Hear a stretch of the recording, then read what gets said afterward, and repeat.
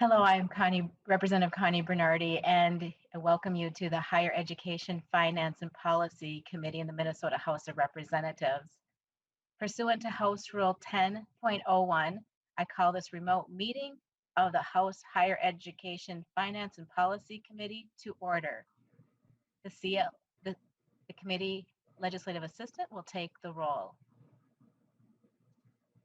Chair Bernardi. Present. Bernardi present. Vice Chair Christensen.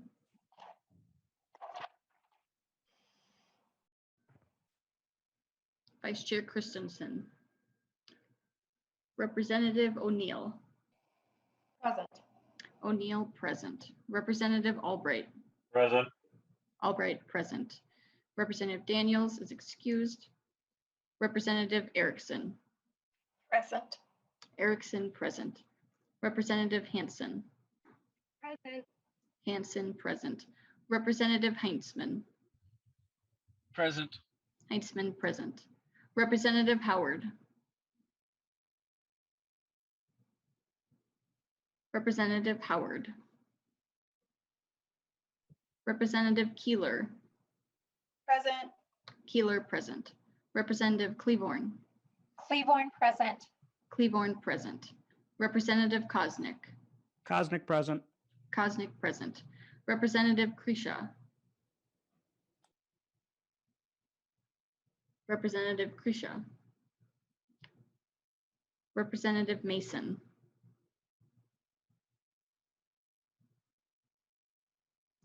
Representative Mason. Representative Meckland.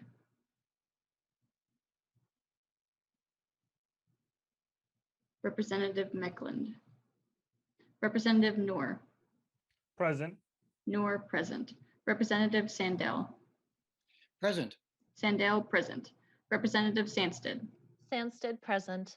Representative Thompson. Thompson present. Thompson present. And Sandsted present. Representative Krisha. Representative Howard. Present. Howard present. Representative Christensen. Representative Mason. Representative Meckland. Present. Meckland present. And a quorum is present, Madam Chair. Thank you. And now I have a motion to approve the minutes of February 16th, 2021. So moved. Representative Howard moves approval of the minutes for February 16th, 2021. Any discussion? Hearing none. Those in favor say aye. Aye. Aye. Those opposed? The motion prevails and the minutes for February 16th, 2021 are approved. Today we have a presentation from the Office of Higher Education. They will be giving us an overview of the governor's budget recommendations. As with our hearing yesterday, we'll have two presenters and we'll be going through the whole presentation today. So please jot your questions down and I will call on you in the order in which you raised your hands. With us today, we are starting with Commissioner Dennis Olson, and then we will be having Nikki Oliver, the Grants and Government Relations Manager. And I should have said when I mentioned Dennis Olson's name, he's the Commissioner of the Higher Education. Welcome to our committee today, and Commissioner Olson, you may proceed. Oh, thank you, Madam Chair, and good afternoon, Madam Chair and committee members. Thank you for the opportunity to outline the higher education portion of the governor's COVID-19 recovery budget this afternoon. As you're all well aware, it's been an unprecedented year, which many areas of our state have been affected and impacted in multiple ways. And you've heard from the systems, our public systems, as well as private college council on how they've had to make difficult and tough decisions in response to the pandemic and issues regarding student enrollment. And the governor has had to do the same. But within those decisions, he realizes that the that COVID and the impacts have not affected everyone in our state the same. And so the governor's budget seeks to respond in a way that provides needed support to those that have been most significantly impacted as a means to help our state recover while also building for the future. Thus, the administration has prioritized supporting small businesses, driving economic recovery, and ensuring students catch up on learning, as well as supporting working families. Items that I'll go through this afternoon, we'll touch on all three of those priorities. To help Minnesota students and post-secondary institutions recover and move forward from the COVID-19 pandemic, Governor Walz's higher education proposal provides increased investments. It strengthens and expands existing programs, as well as creating new initiatives that'll help more Minnesotans access and complete a post-secondary education to contribute to the state's workforce needs now and in the future. With that, Madam Chair, I'll jump right in. And the first theme of the governor's budget for higher education is to recover and build for the future. And there's three key investments in this area, and I'll talk through them in more detail in a minute. But the first is a $35 million investment for workforce and reskilling grants. The governor is also recommending a $1.3 million investment for student emergencies, as well as a $2.43 million investment for secondary student learning and college preparation. So first and foremost, I mentioned the $35 million investment for workforce reskilling. The governor is proposing investing $35 million to provide affordable access to our public colleges, our public universities, and our tribal colleges in Minnesota for workers that have been impacted by COVID-19, as well as for low-income students that have also been impacted by the pandemic or whose education has been disrupted by the pandemic. This program provides two pathways for Minnesotans to be eligible to receive the grants. First, for displaced workers with incomes up to $80,000, they can access the Workforce Stabilization Grant Program, as well as students with incomes up to $50,000. This particular new program has a focus on high-need occupations, and this program will also support Minnesota's economic vitality and support Minnesota's economic recovery.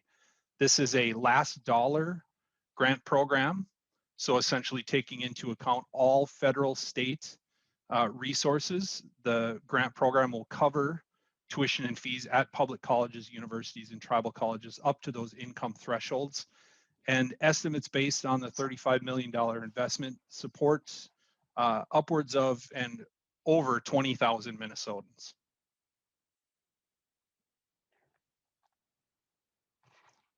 The next investment the governor is recommending is a $1.3 million investment into the Emergency Assistance for Post-Secondary Students Grant Program.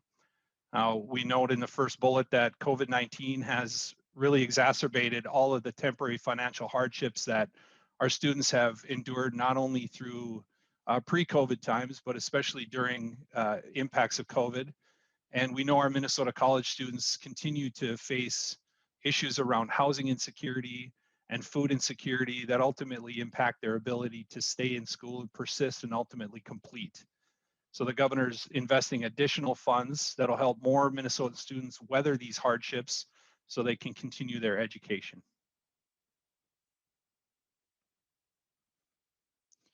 And finally, within this, this area of investment, the governor is also recommending an investment of $2.43 million over the biennium to support two programs currently administered and overseen in the Office of Higher Education that are designed to address educational challenges caused by the pandemic.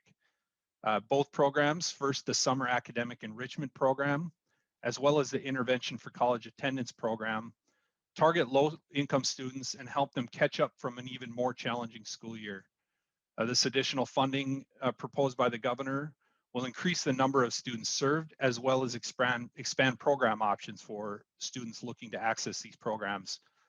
These programs are rigorous learning programs, steeped in rigorous learning opportunities, and the additional investment will help hundreds of students improve their academic skills and prepare them to continue their education after high school, as well as plan for college. The governor also has some investments in continued support for Minnesota students. The governor's proposing a $6.3 million investment for the Minnesota State Grant Program. Governor is also proposing a $1 million new investment for a proactive or direct admissions program. And the governor is finally proposing a $5.4 million investment in the teacher candidate grant program. And I'll go through those in a little bit more detail here. So first, the governor is proposing an additional $6.3 million in the Minnesota State Grant Program. And this additional investment provides both larger grants to students as well as more money for living expenses. This new investment is dedicated to maintaining the current percentage of living and miscellaneous expenses for students, which is currently set at 110% of poverty. And this is to help students address, again, the growing food and housing insecurity needs that have been exacerbated by the COVID-19 pandemic. In addition to the investment, the governor is also making a policy recommendation to propose exempting developmental education credits that are currently being counted towards state grant eligibility totals. So the governor is looking at exempting courses that do not count towards graduation, meaning that students will maintain their state grant eligibility for longer. We know right now that students can access the Minnesota State Grant Program for up to 120 credits of support. And the federal Pell Grant program actually has 150 credits of support. And so we're looking at a way for students to continue their eligibility without having those developmental education credits count against them. And then finally, the governor is also recommending a $5.4 million investment in the teacher candidate grant program. We know there are deep shortages in the teacher workforce, particularly teachers of color and American Indian Indigenous teachers. According to Pellsby's supply and demand report, teachers of color and Indigenous teachers only represent 5.64% of all licenses held in the state. And we know they're drastically underrepresented compared to the overall percentage of students of color and Indigenous students in the state. The additional $5.4 million investment will support more teacher candidates, specifically with a focus on teachers of color, American Indian teachers, as well as a specific focus on teachers in greater Minnesota.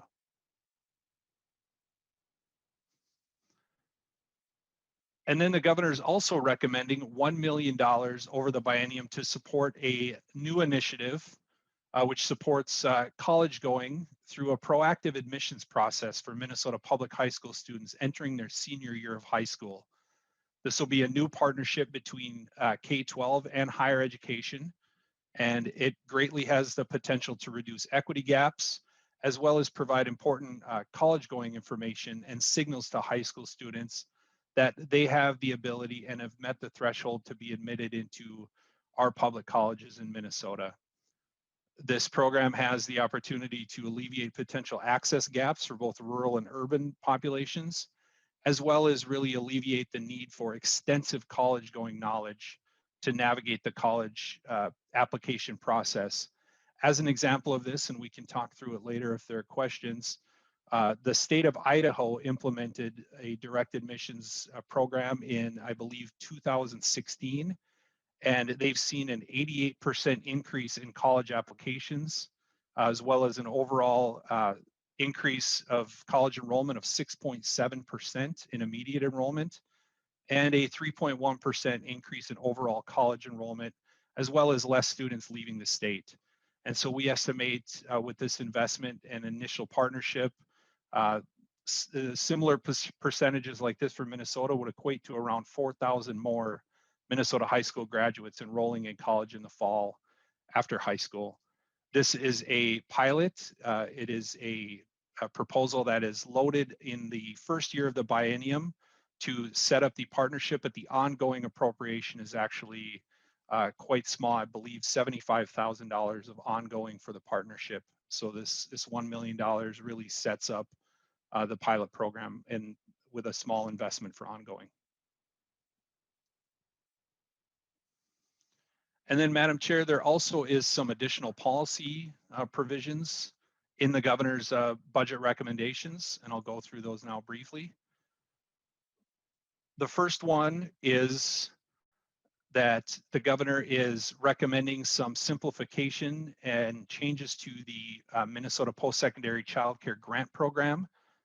This proposal simplifies the grant award formula, essentially allowing more students with children to have access to the funding for child care grants, again, helping them stay in school and focus on their studies. And this is an issue that we have also seen exacerbated by the COVID-19 pandemic, and we know how critical childcare and access to quality childcare is for our students to be able to continue and persist. The governor is also recommending some improvements to the dual training grants. The recommended modifications to the grant criteria will help our office as well as the Department of Labor and Industry improve the selection process of grantees, ultimately resulting in better quality dual training programs that are selected for receipt of the grants. And then finally, in policy proposals, the governor is recommending 2 changes to the Minnesota Indian Scholarship Program. The first is an expanded ancestry eligibility provision. Historically, the Minnesota Indian Scholarship Program has relied solely on a 1/4 blood quantum threshold for eligibility. And the governor is recommending that we also include in the language students who are citizens or enrolled members of tribal nations to be eligible for the grants as well. And then finally, to be consistent with all other state financial aid programs in the state, the governor is recommending providing full year awards to eligible students who are enrolled in either 3 consecutive semesters, meaning fall, spring, and summer, or for those that are still on the quarter system, fall, spring, as well as, fall, spring, summer for the quarter system as well.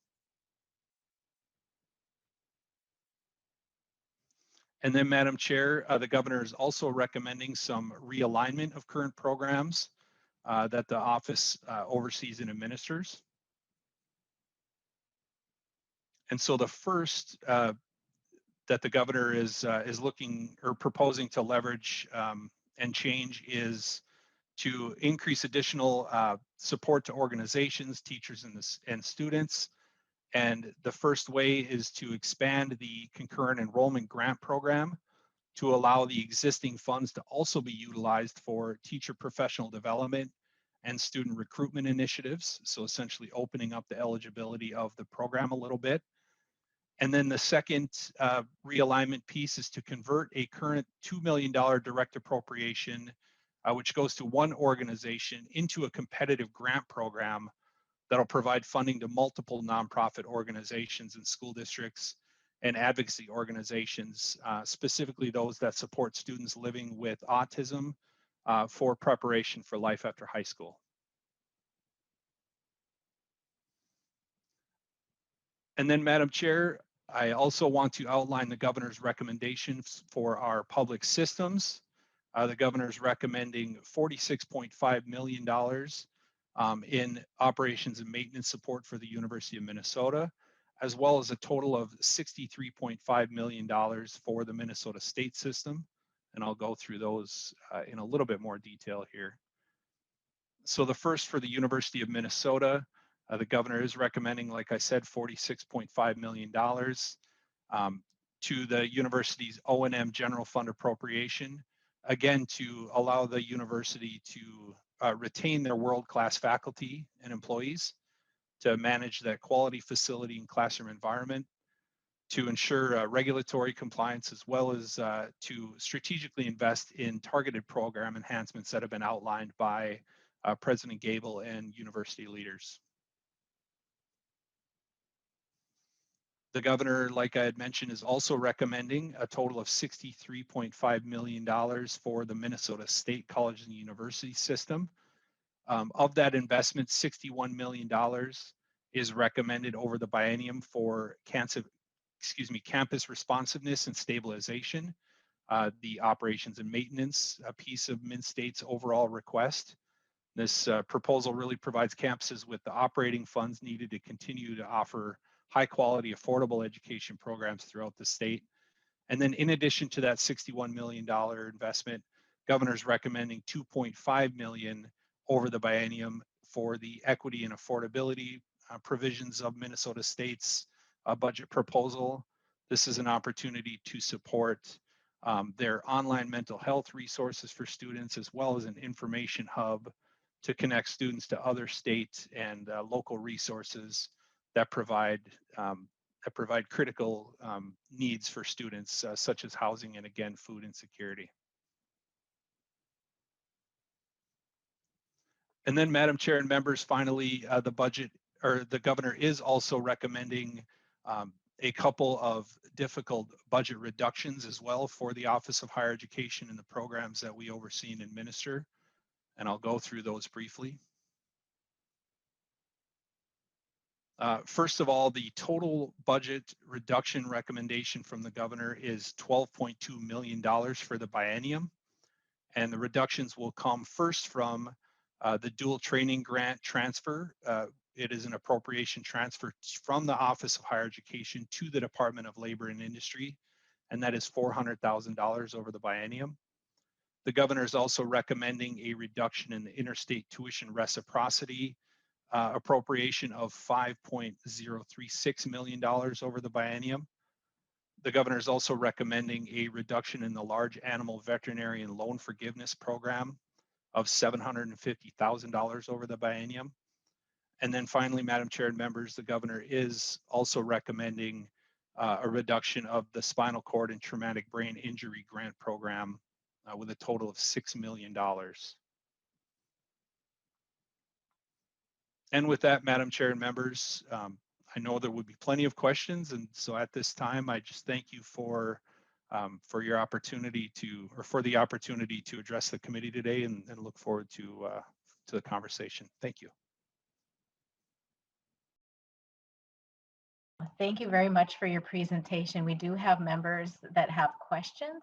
We have Representative Erickson with Representative O'Neill on deck. Representative Erickson. Thank you, Madam Chair. Mr. Olson, would you explain the reasons for the budget reductions? I'm a little surprised at the spinal cord and traumatic brain injury grants. Is that research exhausted, or is there some other reason? The same with the veterinary forgiveness and the reciprocity and the other item too. Would you explain his rationale for those reductions? Commissioner Olson. Yeah, thank you, Madam Chair and Representative Erickson. Yeah, I appreciate your questions there. And you're absolutely right. These are difficult reductions to entertain. Unfortunately, all state agencies have to propose some reductions in order for the governor to have the ability to make some investments. First, to your first question around the spinal cord traumatic brain injury research grant program, to the best of my knowledge, no, that research is not exhausted. We know how critically important that research is. We've had a lot of success with the program. And unfortunately, it is not 100% mission aligned to our agency. We're hopeful to be able to work with the committee as well as with other stakeholders to find a more appropriate home for that research grant. Our mission overall is to ensure the receipt of a credential, a post-secondary credential by every Minnesotan, and we don't have the internal expertise to oversee a medical research program. And so, we're hopeful that the program can find a place either with one of our universities or one of our health systems that help to conduct and facilitate the research. And then Representative Erickson, my apologies, the next was tuition reciprocity. Representative Erickson. Mr. Olson, just all four of them. All four Okay. of the reductions. Sure. Madam Chair and Representative Erickson. Thank you, Madam Chair.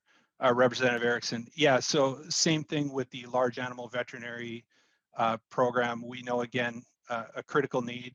We know that we've had success with the program. The program was originally with the Minnesota Department of Health. And my understanding is that Department of Health didn't have the capacity to oversee and administer the grant, which is how it ended up at our agency. Certainly happy to have it, but again, not 100% mission aligned. And again, are hopeful that we can find an appropriate home for the vet loan forgiveness program, but do recognize the important work that's been accomplished for the Interstate Tuition Reciprocity program. The current appropriation for the biennium is about $11 million, just a hair over $11 million. The obligation in North Dakota over the past few academic years has been around $8.5 million, and we don't foresee the appropriation or the obligation increasing anytime soon. And so the ability to have a $5 million reduction there still aligns the program with our current obligation in North Dakota without impacting that payment at all. And then finally, the dual training grant program transferred to DLI. Again, finding a more appropriate home for those funds, but it does not take away our involvement in the program to award grants. Thank you, Madam Chair. Thank you. And Commissioner Olson, I just want to say DLI, Department of Labor and Industry, I'm assuming that you were referring to. Thank you. Yes. Representative O'Neill, and then Representative Howard is on deck. Representative O'Neill. Thank you, Madam Chair. I want to go back to the dual training grants because I actually wrote that bill. And that was a bipartisan bill. It was Terry Bonoff, Senator Bonoff over in the Senate, and I was the chief author over here. And that was when I was vice chair last time in the higher ed committee. And so are you saying that if you're are you just reducing the 400,000 of the dual training grants, or are you eliminating that funding? Because you're saying it doesn't align with OHE. So what exactly are you doing with the money? Or are you eliminating that completely? Because earlier you said you were changing the selection process for the dual training program. So I'd like to know exactly what it is you're changing. And what are you just reducing the 400,000? Are you shifting it to Dolly? What exactly are you doing? Commissioner Olson. Thank you, Madam Chair and Representative O'Neill. No, there is no reduction in the appropriation. This will just be a shift in the appropriation from OHE to Dolly for the program. And Madam Chair, if I may, I do see Ms. Oliver's hand up, and she may have more information here that she could lend. Ms. Oliver. Thank you, Madam Welcome to the Chair. committee. Hi. Once again, for the record, my name is Nikki Oliver, and I'm the Manager of Grants and Government Relations for the Office of Higher Education. And I also was around when Representative O'Neill and former Senator Terry Bonoff produced this program. So like the commissioner stated, the funds are just being transferred to DLI. It's just eliminating that extra step for us to just transfer the funds over to them. So the hopes is that it gets appropriated into their budget. It is in their budget request for that to happen. As far as the actual changes to the dual training grants, the administrators of the program in consultation with the Department of Labor and Industry, one of the change that is being made is that there was a automatic, essentially priority or automatic acceptance of any program that were employing or possibly employing recent high school graduates.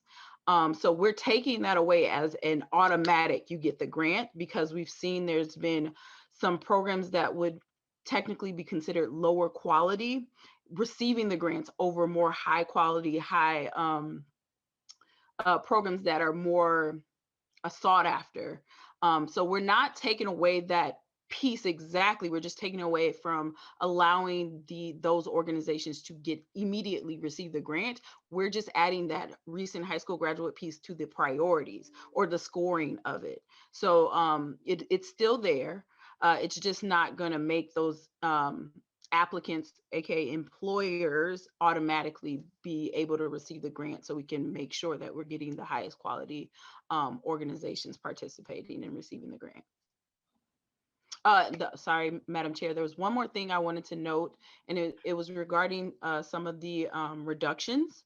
I do want to note that we will still be retaining the special revenue accounts for those programs. So for the spinal cord traumatic brain injuries, for programs that we have that have existing contracts, so they'll still be allowed to receive their funding until the research is done. Same thing with the large animal vet. Recipients of that loan repayment will still be able to receive their full 5 years of repayment because we will retain the special revenue account that houses the funds for them. Thank you.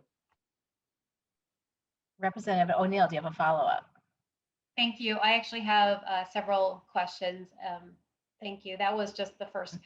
Okay, so it's not really a reduction, it's more of a shift. Okay, just want to make sure. All right. Then you're creating a new program, the direct admissions program. It sounds an awful lot like what we already have with PSCO.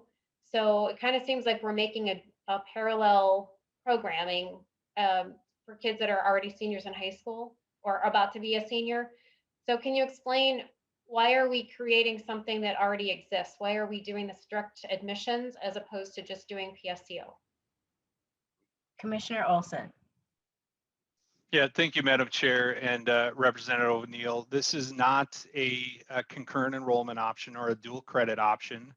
This is actually a program where a graduating high school senior would receive a letter indicating that they have been admitted into open access institutions, so all of our Min-State two-year colleges, and then students who surpass a pre-identified threshold, whether that's based on GPA or ACT, SAT, or a combination of class rank or others, could also be automatically admitted into selective institutions.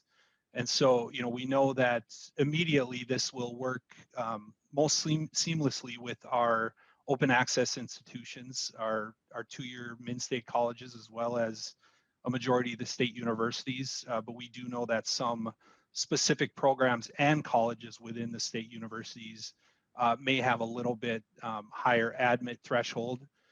But that's what the pilot will be for, to work with K-12 schools as well as our colleges and universities, including our private institutions, to be able to establish those thresholds. And so we're basically just signaling to all of our graduating Minnesota seniors that we want them to take advantage of higher education options in Minnesota. We have a spot for them and we're ready for them. Representative O'Neill. Thank you. Okay, so thank you for that clarification. You made it sound like they were in their senior year and then they were going to be attending. So it was like the PSEO program. So, I mean, we're already doing that in the state of Minnesota. It's, if you graduate from high school in Minnesota, you already can enroll. You can apply and enroll in a two-year college. So we're spending $1 million to tell kids that you can already do this, or I'm not quite sure what the point of it is. Anyway, moving on. You had said that you're taking $2 million that were a direct appropriation grant for a particular organization and making it a competitive grant process, but you didn't say which organization. Can you tell me which organization that you're no longer going to be doing a direct appropriation to and instead doing competitive grant? Commissioner Olson. Thank you, Madam Chair and Representative O'Neill, excuse me. It is the Minnesota Independence Community and College, MICC. Representative O'Neill. Thank you. My last question. I appreciate your indulgence, Madam Chair. Okay, and the most important question I have is, so we've had presentations from the University of Minnesota and from Min-State, and we know here on the committee that the University of Minnesota asked for $46.5 million. Min-State asked for $130 million. And in the governor's budget, he's got a budget item that is the full ask for the U of M and less than half of the ask for Min-State. And can you tell us why that is? Why are you only putting in your budget half of the ask of Min-State? Commissioner Olson. Thank you, Madam Chair and Representative O'Neill. Yeah, these budget recommendations were well thought out by the governor based on requests that were made by the system leaders, both President Gable as well as Chancellor Malhotra and their leadership teams, to the governor, much like they come to the legislative committee to also make their budget requests. You know, they made requests to the governor in support of their full funding. You know, and the governor felt that elements of the min-state budget, of course, are critical, both their O&M request as well as their additional equity and affordability provisions. The governor is supporting both, significantly supporting both, and really sees for the min-state piece, the development of the new workforce stabilization program as a way to additionally support Minnesota State, as a majority of those grant recipients will be participants in 2-year programs or certificate or diploma programs, or taking advantage of customized training options at min-state institutions. And this aligns with min-state's initial request of a scholarship program development, similarly aligned as well. So we see a majority of the workforce stabilization program being advantage to the Minnesota State system. Madam Chair. Madam Chair, just a final comment. Oh, so sorry, I called on you, but I was not, my speaker was not. Representative O'Neill. The challenge of Zoom. Thank you, Madam Chair. So I would just point out that back again, when I was vice chair of higher education, we made it very, so we started a shift. We started a dynamic shift where we tried to do parity between the two systems. So we looked at how many students and in each of the systems. And, you know, there's about 68,000 in the min-state system, excuse me, in the University of Minnesota system. And I don't have the exact number for the FT, you know, the full-time equivalents for the min-state system, but it's more than double, not quite triple, but more than double. So it's curious to me that we are kind of going backwards. So ever since that time, we started to give more to the min-state system, or at least if you look at the students, it was a little bit more fair for what was going to the min-state system. And now we're kind of going backwards again. And so, you know, the entire full ask was 130 million for the min-state system. And when they came and presented, you know, they broke it down, and we could all kind of see where they're at. They don't have a lot of options. It's tuition, it's what the state provides, and a little bit of revenue that comes from some of their smaller businesses, like their bookstore and things like that. So they don't have a ton of options. And then of course the grant program. So it's just really disappointing to see the governor's budget come out and again go reverse and give the full ask to the University of Minnesota system and less than half of the ask to the min-state system. So we're going backwards again. And I would encourage us to not do that and to really look at fairly funding both systems and look at the numbers of students in each system, because like I said, there's more than double in this full-time equivalents in the min-state system. Thank you, Madam Chair. Representative Howard, and then we have Representative Keeler on deck. Representative Howard. Thank you, Madam Chair, and thank you, Commissioner, for the presentation. I just have a general comment and a specific question. And just generally speaking, I want to thank you and the governor for their COVID recovery budget and making the values choice to invest in our students and invest in higher education amidst a budget deficit. And I just want to remind members that that hasn't always been the choice that we have made in difficult budget times.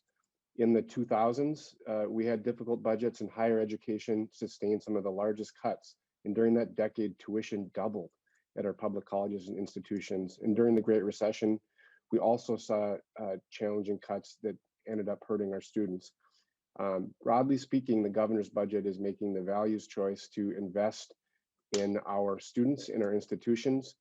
And it's just part of the conversation that to do that requires revenue. And so the values choice is to ask a little bit more for millionaires and billionaires so that we can hold down tuition and make sure that our students have access to a quality higher education. That's a choice I think we should make, and it's the right choice. And so I thank the governor for that. My specific question is about the grant for MICC and Commissioner, I appreciate you taking the time to connect with me about this individually. This had previously has been an appropriation to a school, MICC, that from my perspective is doing unbelievable work to help prepare students with learning differences for success in the real world, and really what they offer students is unparalleled. So I guess my question is, by going this competitive grant model, have you heard of other institutions that are seeking state funds to provide education or training for students with learning differences? Commissioner Olson. Thank you, Madam Chair and Representative Howard. And before I answer that, just thank you for your words about the governor's budget. Completely agree and appreciate your support. Representative, to answer your question, yes, I will agree 100% that MICC has been doing some incredible work in serving the students that they serve. We know that there are others across the state as well that have interest in serving students with autism as well, and haven't had the opportunity to participate in state funding streams to be able to do so. And yeah, we have received outreach as well as been in communication with others. Representative Howard, do you have a follow-up? Thank you, yes, well, just a quick thank you, Commissioner. And given that information, I guess what I would encourage you, Commissioner, and encourage the governor is, we're hopefully getting a better news with an economic forecast soon, and to consider increasing the support in this program. I'm not if there are other programs throughout the state that are providing new opportunities for students on the autism spectrum, we should take that opportunity. But under the current model, we essentially, if more entities are taking up that pie, this would essentially be a cut to MICC, and cutting students that it should be no surprise that it's been a tough year for students at MICC and students on the autism spectrum. And I really think in this environment, we shouldn't be going that direction. And so hopefully there's a stronger forecast and some opportunity, to lift all boats, so to speak, with the supplemental budget. Thanks. Representative Keeler. Thank you, Madam Chair. Commissioner Olson, me and you spent a lot of time talking about a lot of this, but I have a couple questions. One is, I'm actually going to piggyback on what Representative Howard just mentioned. MICC is one of the only organizations in the nation to do what they do. So to give up their funding to say we have other organizations that want to try to start to do services rather than partnering with a nationally recognized organization to maybe find some offshoots or off programming across greater Minnesota, I would just encourage us to maybe look at those possibilities. Starting up a new organization or school or support is a lot of work. And if I heard you right, you said that it's that there's people who have presented interest in starting new programs. I just think that also, we look at education as an investment. And one of the things that I learned while I was talking with them is the way that their system works is like a high 90% of their students end up working right here in our state. They don't get their degree and then leave. And so really the investment is like $38 on the dollar of an investment. So when we think about it and what the long-term benefit of supporting an organization in a school like that, I just would like us to look through that a little bit more. But I do want to ask a question about the direct admission criteria piece. And we talked about this a little bit, but just publicly, I really am not a fan of the ACT or SAT. We know historically that was a test that was created to find a divide. And historically, if people don't know, the test was established to understand the difference between our white population and our Jewish population. So there's been a cultural divide in this test for a very long time. It's also a privilege. If you look at ACT, SAT prep, I mean, families have to come up with $300 to $400 weekend time to be able to go and do that. And so it really is creating a privileged situation. And so I would really encourage us to look at how that criteria plays a role into whether a student is eligible to enter into a two-year university or two-year college or a four-year university. But also, now my question is around, you mentioned GPA might be an indicator. What are we doing with the schools who in the pandemic have moved to a pass-fail guideline? Because that is kind of one of the things that a lot of schools are talking about, that's going to affect the way that the GPA outcome looks. I just want to make sure we're looking at this from an equity lens, that all students are eligible for the opportunity to bridge into higher ed. Commissioner Olson. Yeah, thank you, Madam Chair and Representative Keeler. Yeah, you're absolutely right. We need to look at multiple measures for development of this program, and that's going to be the whole point of the first year in really standing up the pilot, is to establish those benchmarks and those thresholds. You know, I don't want to lose the important piece that, you know, all the students, all graduating seniors are going to get at least a signal that they have been admitted into all of our open access institutions in the state. For the University of Minnesota, for some of the University of Minnesota campuses, or for some specific programs and colleges in our four-year state universities, there may be some additional criteria, and that could be a combination of GPA, of class rank, of rigorous courses that have been taken, AP, IB, concurrent enrollment, what have you, other demonstrated ways, you know, including ACT, SAT scores. But, you know, I completely hear you in that there has been some inequitable distribution of access to those tests and preparation for those tests. And it's why I think we see a lot of colleges and universities, not only here in Minnesota, but across the nation, looking at test optional opportunities and looking at new ways and multiple measures to be able to admit students into specific programs. And so I 100% hear your concern, and we'll make sure that that is front and center of the discussions that we have with our independent school district leaders, our partners at Department of Education, as well as those within our institutions that'll help us develop the criteria for the direct admissions piece, particularly for University of Minnesota and for some of our selective private institutions. And then, Madam Chair and Representative Keeler, if I may, just a brief comment on the MICC concerns you share with Representative Howard. Again, I completely agree. I do just want to clarify, you know, those that we have heard from that are interested in participating in competitive funding, should it be available, whether at the current appropriation level or an increased appropriation level, if that's, you know, what the committee decides.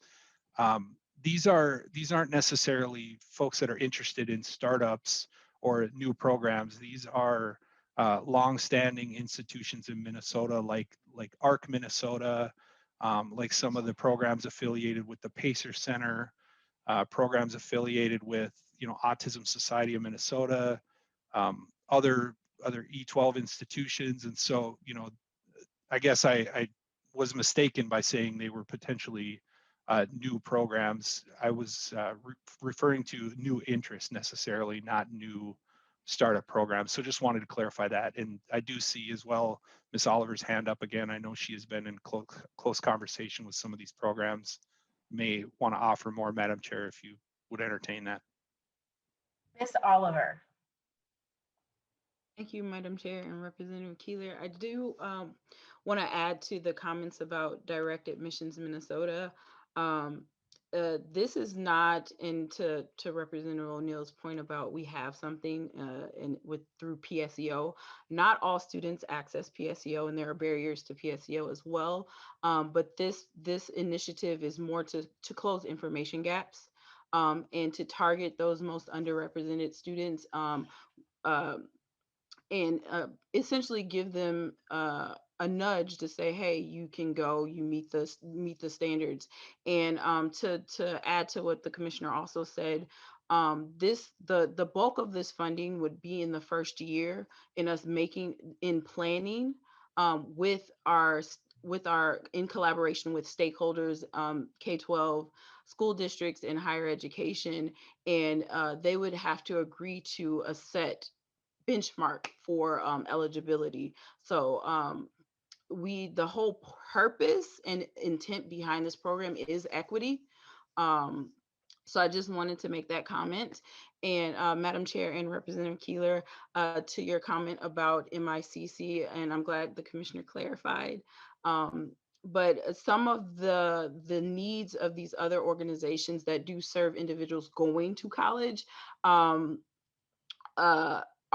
kind of minimal. It's like if we had additional staff, like 1 or 2 other staff people, we can provide an abundance of services to more individuals experiencing autism. And being a competitive grant, we can tie in what you said, Representative Keeler, the need to partner with other organizations for expansion. So I just wanted to make those 2 comments, and thank you, Chair. Representative Keeler. Thank you. Thank you for clarifying, Commissioner Olson, that they're not startup programs, that they're just expansion of interest. So my last question, and the only concern that I have, first I want to say I really appreciate the direct admit conversation. I do think that more students will find a path to higher ed. The higher ed recruiting person in me is wondering, I think if you said, if we compare to the other state that did it, we could roughly have like 4,000 new students in higher ed. My brain goes to every time a student applies, there's usually an application fee, anywhere from $30 to $40. Like, where in this equation are we accounting for the fact that that's almost $120,000 lost in application fees for this transition? Is that part of the budget, and is that what we're planning on covering? Because I know that in a world where higher ed institutions are really struggling financially, to take that away from them is just going to create a bigger issue. Commissioner Olson. Yeah, thank you, Madam Chair and Representative Keeler. It certainly could be part of the conversation. It's not included in the budget right now, but we do know we get a lot of applicants in Minnesota during College Knowledge Month, or when application fees are waived. As well as, any student experiencing a hardship, which Ms. Oliver had mentioned, this does have a significant equity focus. Those application fees are typically waived by our colleges and universities anyway, or they can apply to have them waived.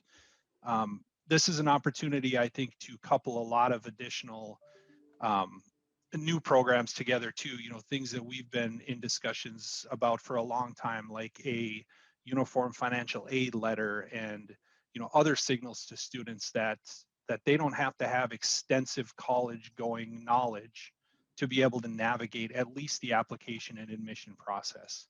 And so any way that we can ease that transition, remove some of those barriers for our students who give up before even taking an opportunity to apply or hear that they're eligible, we're willing to do that. And so this could be a combination of some other initiatives as well. Representative Keeler, do you have a follow-up? No, that's it. Thank you. I do really like a lot of the things that we're outlining here. I just wanted to get some things on the record, asking some of those questions. Thank you. We have Representative O'Neill next, and then we have Representative Albright on deck. Representative O'Neill. Thank you, Madam Chair. So I was just looking through my notes, and it seems to me, as in my notes, it says 900,000 of the 1 million is actually for a working group. So that just seems like an awful lot of money just to kind of figure out this direct admissions program. That's not exactly what you had said in the presentation. Are my briefing notes, is that correct? That's 900,000 of the 1 million to just set up a working group to figure out how to do direct admissions? I mean, and it's, Minnesota should understand that if you graduated from a high school in Minnesota, you already can get into a in-state school. You just have to apply. And as you just said, those application fees can be waived if need be. So I'm not exactly sure what we're trying to accomplish here. I think if anything, maybe our high school counselors could need a little help to get people to think about it, but I'm not exactly sure what you're accomplishing here. But am I correct? Are my notes right that out of the 1,900,000 is just for a working group to figure out how to do this? Commissioner Olson. Yeah, thank you, Madam Chair and Representative O'Neill. The working group is a portion of the year one funding that is necessary. There's also going to be a lot of technology needs that need to be stood up in that first year as well to be able to implement the program ongoing.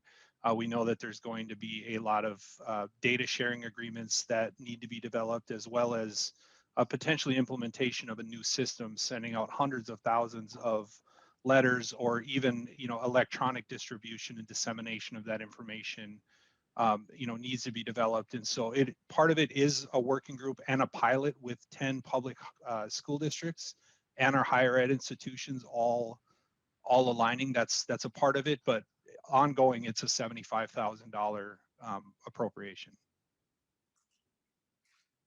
Representative O'Neill, do you have a follow-up?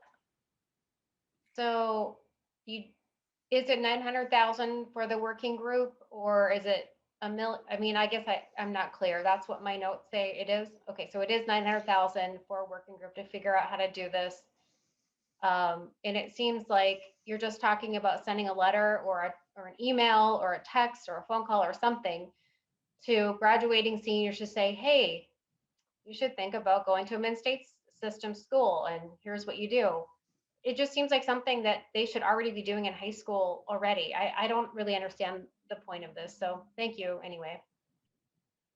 Commissioner Olson, I saw that you were communicating with your head there. Did you have something else that you would like to add? And I see Ms. Oliver has her hand up as well. Is there information you'd like to share?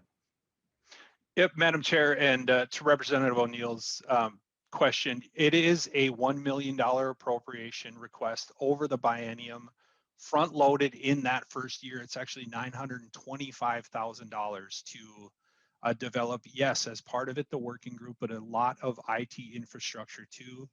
But I do agree that, this is going to be and needs to be a partnership with public school districts, and whether that is a partnership with additional counseling services that may be appropriated through E12 committees.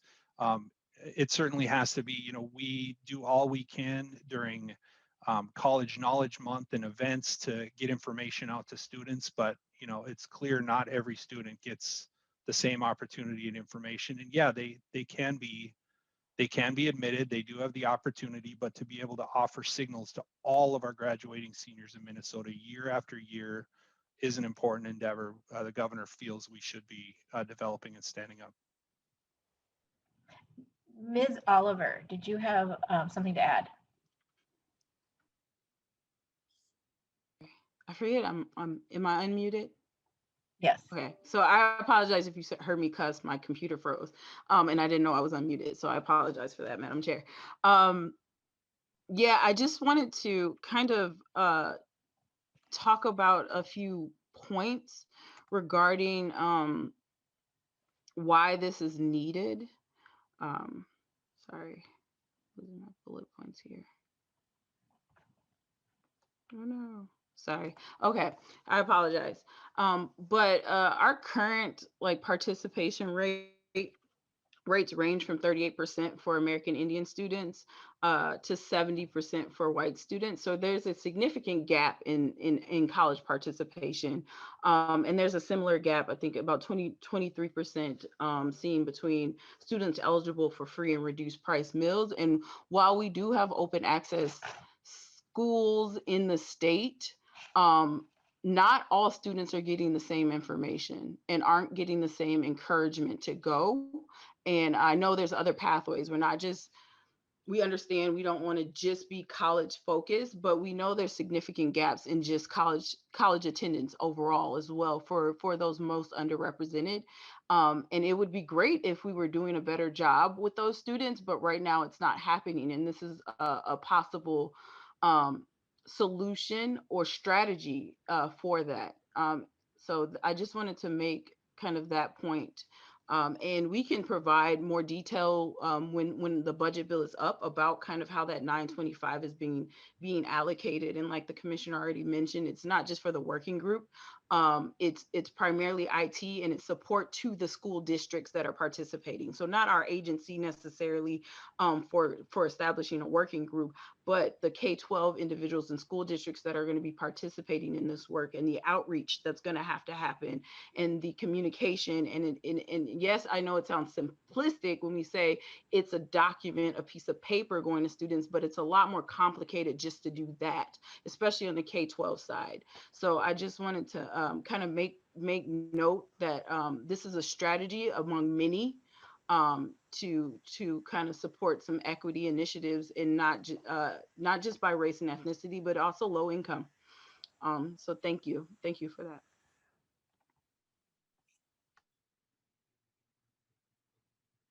Representative Albright.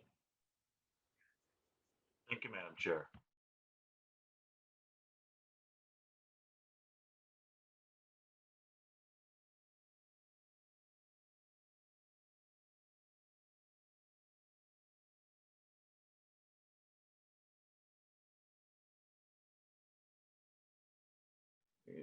Members on both sides, and to you, Commissioner Olson, what I think you've heard is that there are bipartisan concerns about the budget that this administration has put forward. Notwithstanding the funding proposals for both the MNSCU and the University of Minnesota, I hear over and over again from yourself and others that we're looking for mission alignment. And I want to pick up on a couple of points that several of the members have already keyed up on, because I think they send a message. You know, when you talk about competitive funding for other entities that want to provide services to the parents and folks on the spectrum and the autism community. When you talk about realigning and moving the funding, looking for a new home for it, if you will, for those folks that are suffering from traumatic brain injury or spinal cord injury. When you're an aspiring farmer who wants to go back into the community and serve as a veterinarian, but you can't, you don't have the wherewithal to cover it. And that's a foundational element of our state, is agriculture. When you start talking about the notion that we have to go about aligning these programs, mission alignment, but in the same sense, as I heard Representative Howard say, well, if additional revenue is necessary, then, well, by golly, we'll just go after the millionaires and billionaires because they're not paying their fair share. That sends a message. It sends a message that we're maligning success. It sends a message that we're maligning the people that you are saying we need to raise revenue from, that pay their taxes, they create their jobs for their community. They are philanthropic beyond most of our wildest dreams in anonymous ways that will never seek recognition. They are the foundational elements for community development and anchor the safety and the preservation of communities. But yet you're talking about aligning your mission and cutting $12.2 million for people that are clinging to hope, that all they're looking for is someone that aligns their mission with the mission of the state. Commissioner Olson, we are talking about some folks that want to get ahead in their career path, that want to serve their communities, or candidly are in the shadows of life, and we are not looking out for them. So, Commissioner Olson, I will leave you with this. I don't think the governor has finished his homework. Send that message back to him.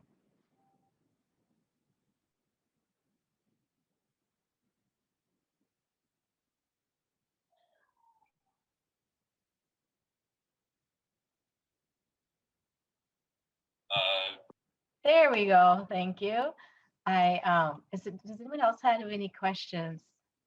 before we have Commissioner Olson wrap up his comments here and move on to the next testifier.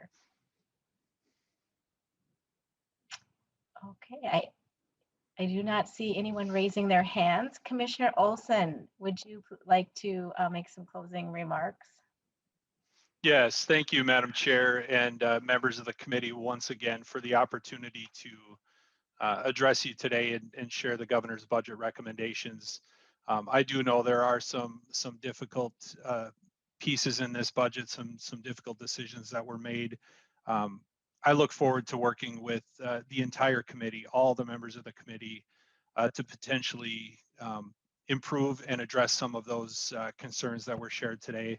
But I will say there are a lot of really exciting pieces, new programs and investments that are really tailored to a COVID-19 recovery, particularly for our most impacted Minnesotans, our students that have struggled through this the most, our working adults, our student parents, our students of color.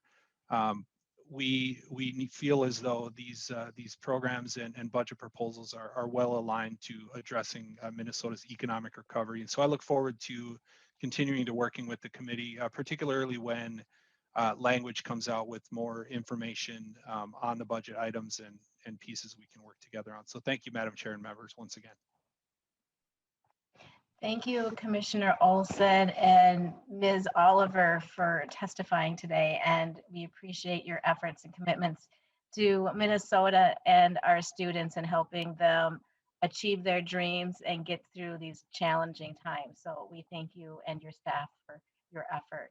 Thank you for being here today. Now with us today, we have a person signed up for a public testimony on the governor's budget recommendations. We have Mr. Matthew Roderick, the Executive Director of Unite to Fight Paralysis. Mr. Roderick, welcome to our committee. Please proceed with your testimony. Thank you, Madam Chair. Members, I appreciate the opportunity to address you today. My name is Matthew Roderick. I'm the Executive Director of Unite to Fight Paralysis.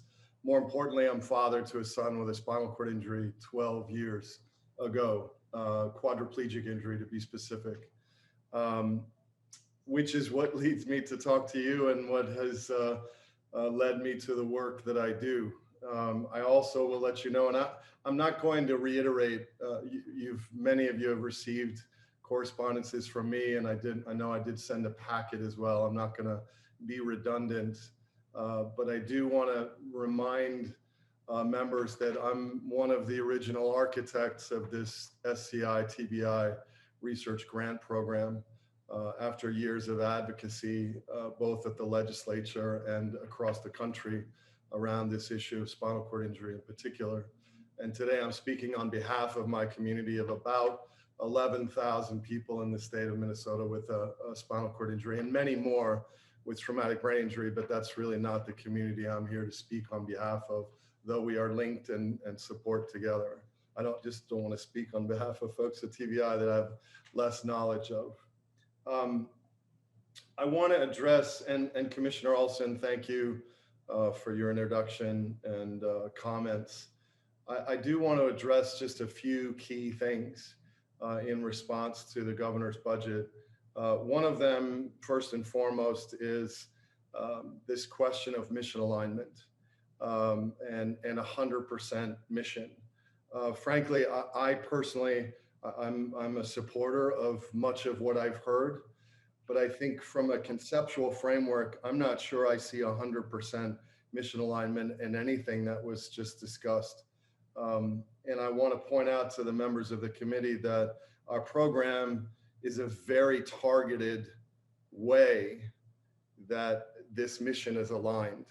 Many students, both at the undergrad level and graduate level, medical students, residents, postdoctoral students have been the recipients of this funding program that is working wonderfully. And I don't think there's anyone on the committee that would disagree. It's been a very successful program. Secondly, so I do see it as mission aligned in the sense that it is serving, again, a very targeted area of education, but in terms of that value assessment or that values choice, you're getting an additional piece. And that additional piece is the reason why this program works is that people who are most affected by these injuries are actually working collaboratively together with, and this is another point I wanted to address from Commissioner Olson about a lack of expertise at the Office of Higher Education to do this kind of work. We actually have harnessed the experts in the state of Minnesota to prioritize and fund the kind of research projects that this program is funding. And that is also why it's working. You have the expertise of people who live in close proximity to the injury, sitting at the same table with research scientists and clinicians in every sort of strategy, scientific strategy, putting their heads together and coming up with a very programmatic program. So it's not just a pot of money, it's actually an appropriation that is developing a momentum in this field of spinal cord injury and traumatic brain injury within the state of Minnesota that I'll also have you know, many of you might not, that has gained recognition around the planet, the globe, for what has been invested in Minnesota in just 5 short years, because we have advanced therapeutics for both traumatic brain injury and spinal cord injury in a quite a short time, which is astonishing. I think in many ways better than any of us had expected. And that kind of value choice actually hits some of the things that Commissioner Olson mentioned about access to completing post-secondary education and beyond, I would add. Rebuilding a future also taps into that. And particularly the one in the governor's budget of retaining world-class faculty at the University of Minnesota and other institutions. That's actually what this program is doing. So it is mission aligned, and it sort of checks the box of those value choices that have been discussed. And so I really, really wanted to emphasize those points. And then lastly, I wanted to address some of the questions that Commissioner Olson raised in response to, I believe, Representative Erickson. I hope I got the name right. That there are questions about working with this program. I mean, no one has reached out to us from the community to discuss options for how or where this could be housed. But the very reason why we came to you all in the first place is because across the United States, and actually very much across the world, industry drives this kind of research. And the only check that we can have on that, at the academic level, industry drives academic research. There's not much industry interest at this point, even though the advances are being made in this field, because we are a small market population. We're not a very lucrative and attractive population for a pharmacologic or a biologic or a device. So we come to the people's house and say, we're as Representative Albright mentioned, we're a population that is often in the shadows and sometimes forgotten. And so we need a check on that driver in the market that's not paying attention to us. And we have done that, and you all have done that by supporting this program.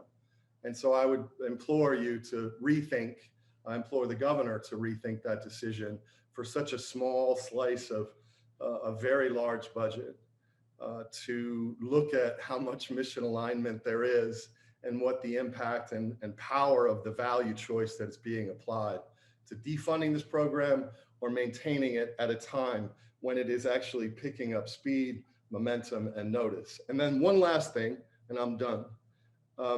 We have used the Minnesota bill as kind of a gold standard to, in the last 5 years, pass a bill in Washington State, Ohio, Pennsylvania, have introduced a bill in Wisconsin, and we hope to introduce 2 more bills in Texas and Colorado.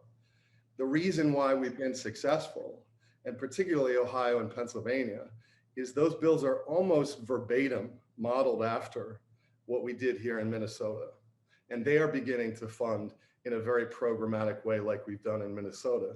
And then the beauty of that is that we have also facilitated some of the first meetings between Minnesota, Ohio, and Pennsylvania to collaborate and amplify the dollars, because this is a field that's growing in momentum and impact for our communities. So thank you for your time. I appreciate it. I just wanted to hit a few of those points, which I hope weren't redundant from some of the material I've sent you, but I appreciate the time. Well, thank you, Mr. Roderick, for your public testimony and for sharing your experience with us today. We appreciate that. Members, we have concluded our agenda. And I want to thank you and everyone who's been listening today. And we will see you next Tuesday at our hearing. Thank you so much. Oh, I do see a question and people, and I didn't adjourn the meeting. And I see people have gotten off, but since I haven't adjourned and I did see a question, I didn't see one previously. Representative Meckland, excuse me. Did you have a question? I actually, thank you, Madam Chair. I didn't really have a question. I just want to thank Matthew for his testimony because I think it's very, very important. And unfortunately, internet out here is a little bit sketchy, but I did put it up sooner. It took a while. But I want to thank Matthew for his testimony, and I think he was spot on. That's all I have to say. And I see Representative Cleavorn has her hand up as well. Representative Cleavorn. Thank you, Chair Bernardi. And I too want to thank Mr. Roderick. I know his son and have worked with him on other legislation as well. So I just want to thank them both for their tenacity, for bringing the good work. And he's absolutely correct. Oftentimes it starts in one state, it moves to multiple states, and then it becomes a national program. So I just want to say thank you for your time, for sharing your story, and it is really an important program. So thank you.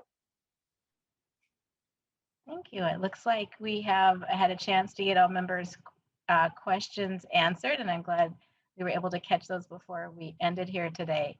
So see you next week, and the meeting is adjourned.